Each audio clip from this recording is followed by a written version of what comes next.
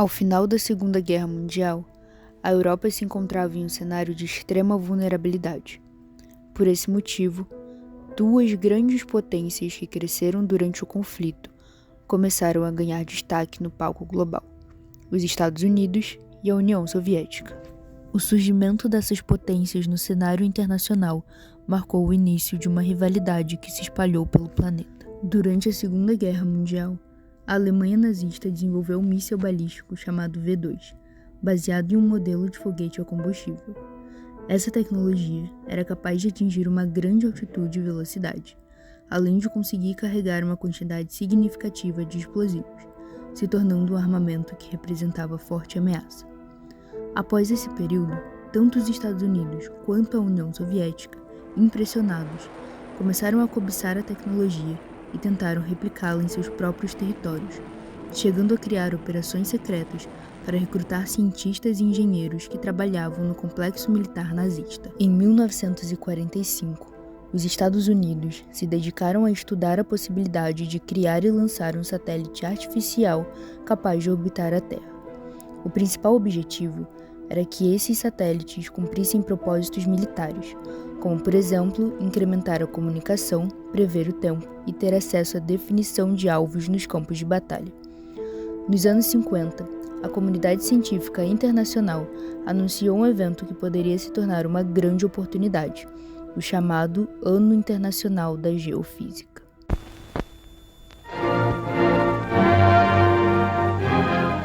Seeking further knowledge of the universe, man turns to outer space with its almost limitless range and the uncharted depths of the oceans. Already, the no man's land above us is being probed by the world's largest radio telescope erected at Jodrell Bank, Cheshire. The huge 700-ton reflector bowl, supported by 180-foot towers, will record cosmic explosions millions of light years away. This is part of Britain's contribution to the International Geophysical Year, when scientists of 64 nations will pool their knowledge.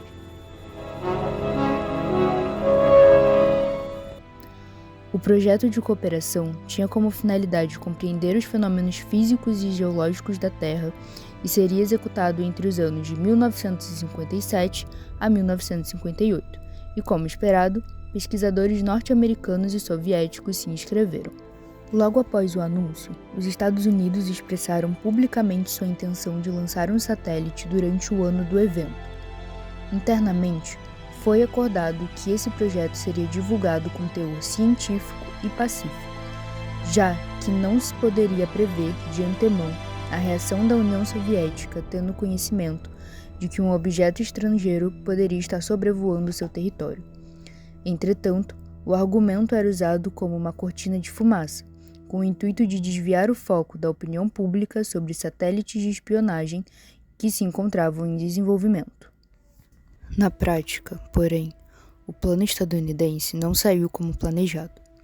Seu projeto sofreu com baixo investimento e a má coordenação dos setores envolvidos. Ao contrário dos Estados Unidos, a União Soviética não tinha grande capacidade de projetar seu poder aéreo por outros territórios, visto que suas aeronaves eram obsoletas. Por esse motivo, o desenvolvimento de mísseis foi tratado desde o início como prioridade. O resultado de tal investimento se mostrou positivo, ao passo que os soviéticos conseguiram aperfeiçoar o engenho alemão, desenvolvendo o primeiro míssil balístico intercontinental, o chamado R-7. Após o anúncio dos Estados Unidos referente a seu plano para o Ano Internacional de Geofísica, a União Soviética se propôs a desenvolver um satélite com a mesma tecnologia do R-7. Essa ideia se mostrava crucial para sua estratégia política, visto que esse projeto poderia servir como uma oportunidade de se desviar de certas críticas e contribuir para alcançar uma agenda positiva para o seu país. Seu intuito era propagar uma visão em que o modelo comunista era mais tecnológico e não atrasado, como dizia a visão norte-americana. No dia 4 de outubro de 1957, foi lançado o Sputnik 1, satélite soviético que se tornou o primeiro do mundo a entrar em órbita terrestre. É certo que os Estados Unidos ficaram atônitos com a notícia, e enquanto ainda tentavam assimilar o feito, em 3 de novembro daquele mesmo ano, os soviéticos lançaram o Sputnik 2, mas dessa vez com uma nova surpresa. O primeiro ser vivo a entrar na órbita terrestre, a cadela Laika. A partir desse ponto, uma guerra ideológica já assolava as duas nações. Michael Sheehan, professor de Relações Internacionais, descreve o espaço, um vasto território desconhecido pela humanidade e protagonista de grandiosos questionamentos da mente humana, como uma tábula rasa, uma tela em branco que nunca foi tracejada. Desse modo, a primeira nação que gravasse seu nome nela seria lembrada pela eternidade. Dito isso, nota-se que o poder de um Estado não se concentra apenas no âmbito terrestre, no simples e no conhecido. A ambição que move as duas nações pelo espaço exterior reflete, da mesma forma, em se apropriar do desconhecido e torná-lo para si um objeto de dominação. Em resposta ao governo soviético, os Estados Unidos reestruturaram sua organização em relação à sua política espacial e, em janeiro de 1958, finalmente conseguiram lançar o seu satélite, o Explorer 1. E 2 meses depois, foi a vez do Vanguard 1, primeiro satélite movido à energia solar. Os eventos que se seguiram foram marcados principalmente por uma forte tensão entre as duas potências e o alto investimento em seus programas espaciais, buscando a todo momento o prestígio internacional e, principalmente, aperfeiçoar o poder militar. Durante esse período, foram criadas diversas instituições nos Estados Unidos, como, por exemplo, a DARPA, que é a agência do Departamento de Defesa dos Estados Unidos, responsável por financiar e desenvolver tecnologias revolucionárias para a segurança nacional, e a NASA, a Administração Nacional da Aeronáutica e Espaço. Trata-se de uma agência do governo federal dos Estados Unidos responsável pelo Programa Espacial Civil e pela pesquisa aeronáutica do país. Também chama atenção para o Projeto Mercury, iniciado de 1958 até 1963, com o propósito de lançar missões tripuladas ao espaço. Nos anos seguintes, a disputa continuava, contando com a União Soviética na frente, após um grande feito em 1961, em que os soviéticos lançaram o primeiro homem ao espaço, o astronauta Yuri Gagarin, e o lançamento de sondas em direção à Lua. O jogo virou para os Estados Unidos pela chegada de uma figura importante, o presidente John F. Kennedy, que prometeu que até o final dos anos 70, sua nação comandaria uma expedição do homem à Lua e o traria de volta à Terra em segurança. Tal ideia se materializou na criação de 2 projetos, o Gemini e o Apollo 11. O homem pisou na Lua pela primeira vez no dia 20 de julho de 1969, com a missão Apollo 11 da NASA. O astronauta americano Neil Armstrong se tornou o primeiro ser humano a caminhar na Lua. A missão foi um marco histórico e um ponto alto na história da corrida espacial, deixando como legado a frase do astronauta: That's one small step for man, one giant leap for mankind.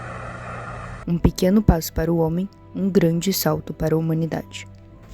Por fim, o conceito de segurança no sistema internacional surge a partir da necessidade dos Estados de se proteger de possíveis ameaças, sejam elas internas ou externas.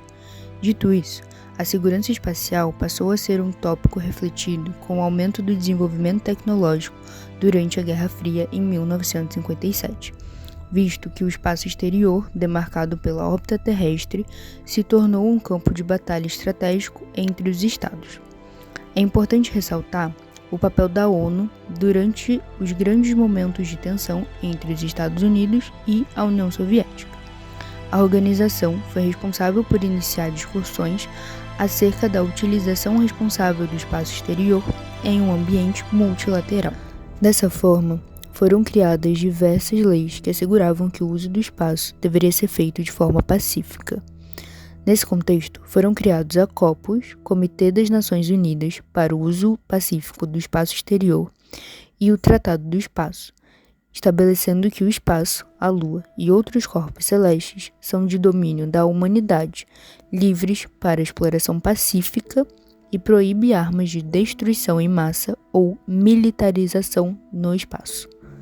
Podemos concluir que a Guerra Fria foi um período fundamental para o avanço tecnológico e também para a evolução do conhecimento humano sobre o espaço. Apesar de não se tratar de um conflito armado, o crescimento exponencial pela exploração espacial poderia ser interpretado como uma futura ameaça, estimulando as nações envolvidas a se militarizar cada vez mais em busca pela sobrevivência. Uma vez que a segurança espacial é discutida no cenário político multilateral, fica garantido que os Estados não possam se apropriar de todo o poder do território espacial para si, mas ao invés disso, usá-lo pelo bem de toda a humanidade. Oh, geez, that's great. Is the lighting halfway decent? Yes, indeed. They've got the flag up now, and you can see the stars and stripes on the lunar surface. Up now, and you can see the stars and stripes on the lunar surface. Beautiful, just beautiful.